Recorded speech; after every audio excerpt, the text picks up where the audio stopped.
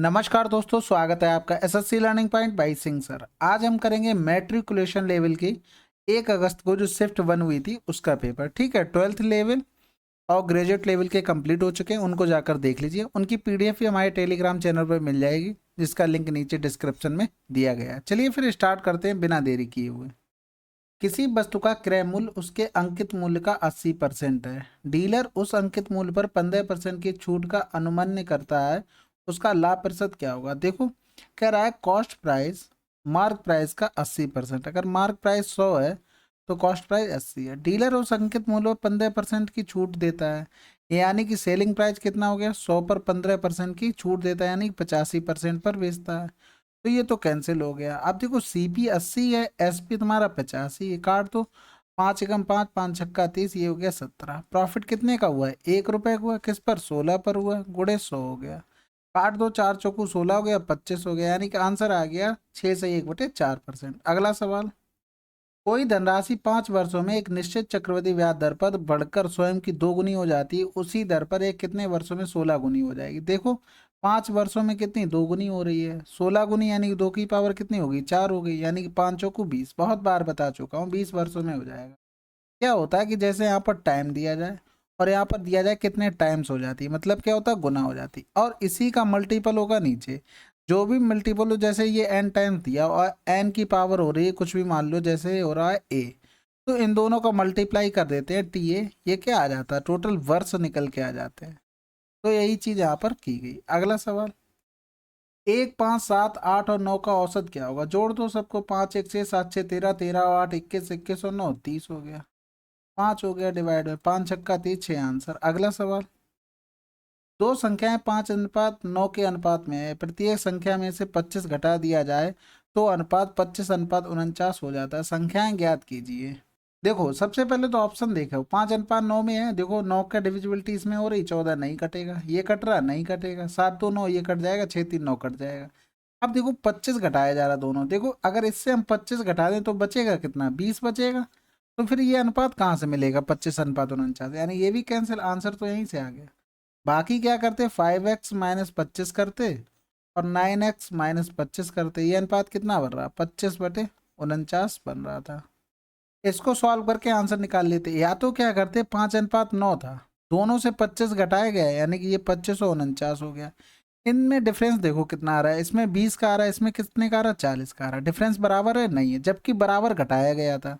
तो डिफरेंस बराबर कर लो। इनमें डिफरेंस 4 का और इनमें डिफरेंस 9 से 5 गया, 4 बचा, 4 से 2 गया, 2 बचा। यानी कि इसको भी 24 बनाना है, यानी कि इसमें 6 का गुणा कर दो। तो 6 पंजे 30 हो गया, 6 ने में 54 हो गया, ये 25 हो गया, ये 49 हो गया। इसमें डिफरेंस कितने का है, 5 का। इसमें डिफरेंस 5 का है, इसी 5 की वैल्यू 25 दी गई थी।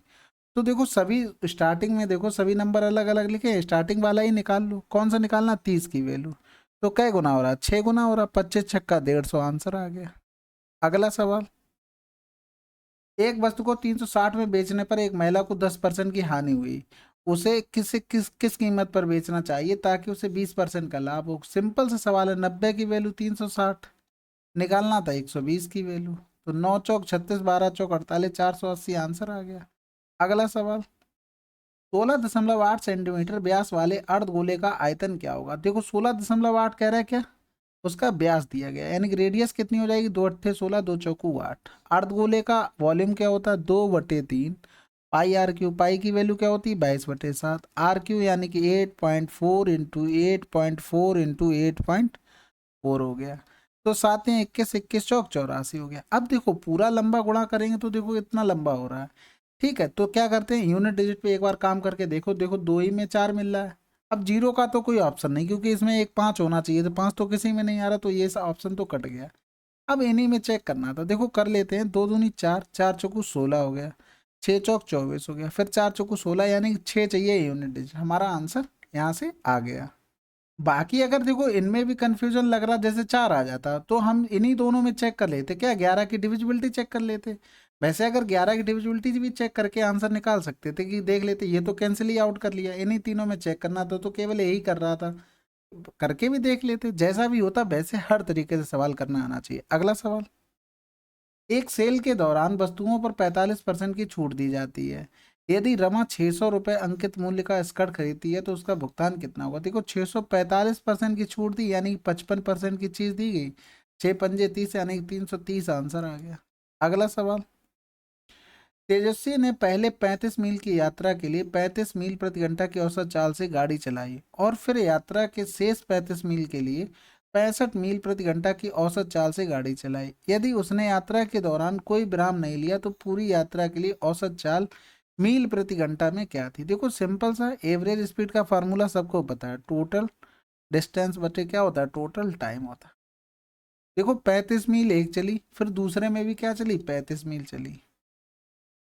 ठीक है, टाइम निकाल लो, 35/35 हो गया पहले का, दूसरे का हो गया 35/65 हो गया। यहाँ पर कितना हो जाएगा, 35 दूनी 70, यहाँ 35 से काट दो दोनों, 35 दूनी 70 हो गया, यानी कि 2 नीचे एलसीएम क्या हो जाएगा, 35 और 65, यानी 35 × 65 कर दो, दोनों को जोड़ दो।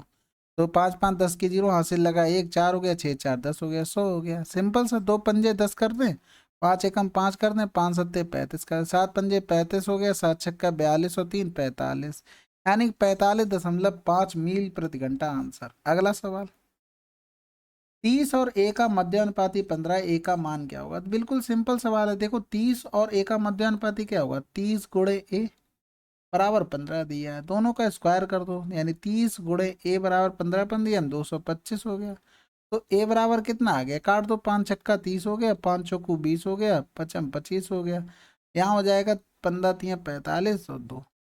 अगला सवाल, बम्बई से दिल्ली की उड़ान में एक विमान 180 मिनट में 1728 किलोमीटर की दूरी तय करता है। विमान की चाल मीटर प्रति सेकंड में क्या होगी, यानी कि सभी हमें मीटर प्रति सेकंड में चाहिए, यानी डिस्टेंस मीटर में चाहिए, यानी कि 1728 × 1000 कर देंगे, ये मीटर में आ गई क्या, डिस्टेंस आ गई। ठीक है, समय भी सेकंड में निकाल लो, 180 मिनट है, 60 का गुणा कर लिए, सेकंड में क्या आ गया, टाइम आ गया। हमें पता है कि S बराबर होता है D/T, ये तो फार्मूला सभी को पता होगा, यानी कि 1728 × 1000 बटे हो गया 180 गुणे हो गया 60, 2 जीरो चले गए।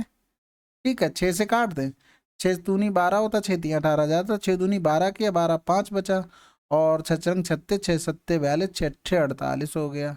48 करेंगे, 48×4 = 6×8 = 48, फिर 18 से करेंगे, 18 एकम 18, 18 छक्का 160, यानी 160 आंसर आ गया। अगला सवाल, यदि 30 दिनों के लिए 16 पुरुषों का वेतन इतना है, एक व्यक्ति का 15 दिनों के लिए वेतन कितना होगा। देखो सिंपल सी बात है कि उसने कुछ काम किया होगा, उसका इतना पैसा मिला। काम हम फार्मूले में कहाँ रखते थे, नीचे की तरफ रखते थे, तो ये नीचे की तरफ पैसे रख दो, क्योंकि उसी के बदले उनको पैसा मिला हो। एक व्यक्ति का 15 दिनों के लिए वेतन क्या होगा, तो 15 दूनी 30 हो गया, यहाँ से काटेंगे तो 2 एकम 2 जीरो, 2 एकम 2, 2×3 = 6, और 2 छक्के 12, 2 अट्ठे 16 हो गया। 16 से काट देंगे, छक्का 96 हो गया, 16 छक्का 96 हो गया, बचा कितना, 96, 7 बचा, 16×3 = 48 होता, 16 चौकू 64 हो गया, फिर 16 अट्ठे 128 हो गया। तो x बराबर आ गया 648। अगला सवाल, मनोज ने अपनी यात्रा में से 30 किलोमीटर की यात्रा 6 किलोमीटर प्रति घंटा की चाल से और शेष 40 किलोमीटर की यात्रा 5 घंटे में पूरी की। पूरी यात्रा की औसत चाल क्या होगी, अभी फार्मूला बताया है। एवरेज स्पीड का क्या होता है, टोटल डिस्टेंस, यानी 30 किलोमीटर 40 किलोमीटर बटे टोटल टाइम। यहाँ कितना आ गया, 6 पंजे 30, इधर तो टाइम ही दिया हुआ था, यानी कि 40 30 70/10 हो गया, यानी कि उनकी क्या आ गई चाल, 7 किलोमीटर प्रति घंटा। अगला सवाल, अंजलि का वजन 60 kg है, 3 महीने बाद उसका वजन 20% बढ़ जाता है और अगले 3 महीने में 25% बढ़ जाता है। 6 महीने के बाद अंजलि का वजन क्या होगा, 20% मतलब 1/5, यानी कि 5 से कितना हो गया, 6 हो गया। फिर 25% मतलब क्या होता है, 1/4, 4 से क्या हो गया, 5 हो गया। 5 चौकू 20 × 3 = 60 हो गया, 6×3 = 18 90 kg की अंजलि हो गई है, बहुत परेशान होंगी इस समय। अगला सवाल, 20 व्यक्ति एक काम को 10 दिन में पूरा कर सकता है, उनके काम शुरू करने के 5 दिन के बाद 5 और व्यक्ति उनके साथ जुड़ गए, संपूर्ण काम कितने दिनों में हुआ। देखो 5 दिन के बाद जुड़े हैं ना, तो काम बचा कितने दिन का था, 5 दिन का बचा हुआ। 5 व्यक्ति और आगे 25 दिन हो गए, ये कितने दिनों में वो काम कर देंगे। तो 5 दूनी 100 हो जाता ना, 25 चौकू 100, यानी x बराबर 4 दिन और लगते, 5 दिन और लग चुके हैं, +5 कर दो, यानी टोटल काम कितने दिन में हुआ, 9 दिन में। अगला सवाल, यदि एक व्यक्ति का वेतन 200 रुपये प्रतिदिन से बढ़कर 234 प्रतिदिन हो जाता है तो व्यक्ति के वेतन में प्रतिदिन कितने % की वृद्धि हुई। देखो ये तो ओरल करने वाला सवाल था, 34 की वृद्धि हुई किससे, 200 से। गुणे हो गया 100 यानी 17% आंसर। अगला सवाल, 18 और 50 का मध्यानुपाती क्या होगा? बिल्कुल सिंपल सवाल है, रूट पे लगा दो। 18 गुणे 50 हो गया, 18 पंजे 90 यानी कि 30 आंसर हो गया। हमेशा हमने बताया कि ए और बी का मध्यानुपाती होता है रूट ए बी। अगला सवाल, एक समषट्भुज 4.5 सेंटीमीटर त्रिज्या के एक वृत्त द्वारा परिबद्ध है, समषट्भुज का क्षेत्रफल कितना होगा? कुछ नहीं, सिंपल है, √3/4 ए स्क्वायर यानी 4.5 इंटू 4.5 हो गया। और कितने बनेंगे टोटल? 6 बनेंगे। बिल्कुल सिंपल सवाल हो गया, 2 दूनी 4 हो गया, 2 तियां 6 हो गया। यहाँ क्या ले सकते हैं? बटे 10 में, बटे 10 में करो, 5 ने 45, 5 दूनी 10 हो गया, 5 ने 45, 5 दूनी 10 हो गया, यानी कि √3 2 दूनी 4 दूनी 8 हो गया, 9 ने 81, 3 एकम 3, 3 अट्ठे 24, 243/8 √3 हो गया, √3 वाला। ठीक है, ये वाला आंसर हो गया।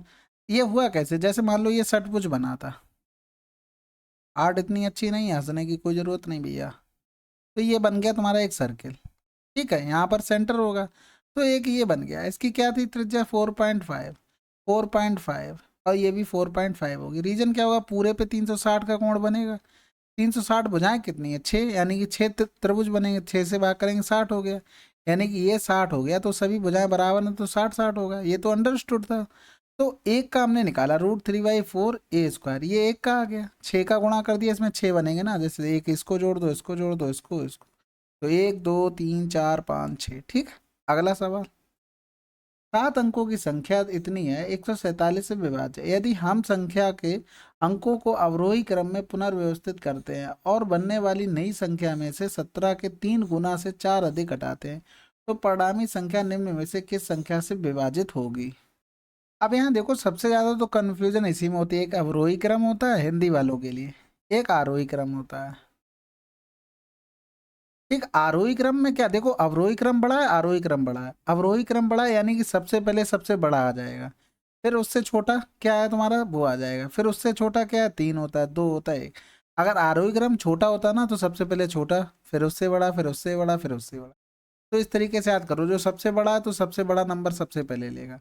अब देखो, इसे अवरोही क्रम में लिखना था। अवरोही क्रम में कैसे लिखते? देखो, 8 हो गया, फिर 7 हो गया, फिर 7 हो गया, फिर 5 हो गया, फिर 2 हो गया, फिर 1 हो गया जी।